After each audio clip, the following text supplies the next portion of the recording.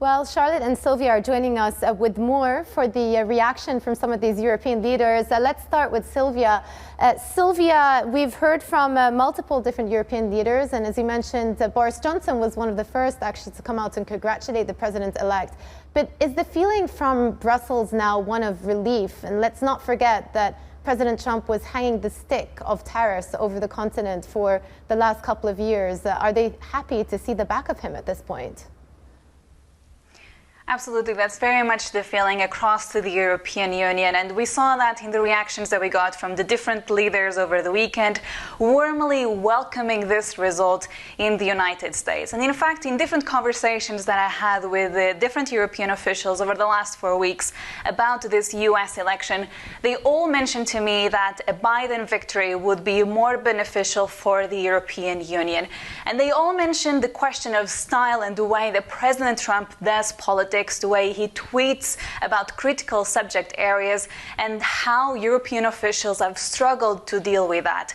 So it's a question also about style of politics, the way that President Trump does politics, that this result is being welcomed across European capitals. But it's also a question about content, and we heard from President-elect Biden stating that he wants the US to return to the Paris climate deal, that the expectation in the EU is that the US will return to the multilateral trade table, and those are very much the policy priorities of the European Union.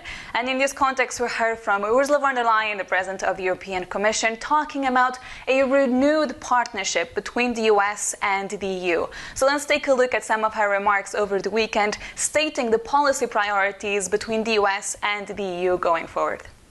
Together, we will address pressing global challenges: the corona pandemic and its economic consequences, climate change and the loss of biodiversity, the necessary rule book for the digital economy and society, global security, and the reform of the rules-based multilateral system.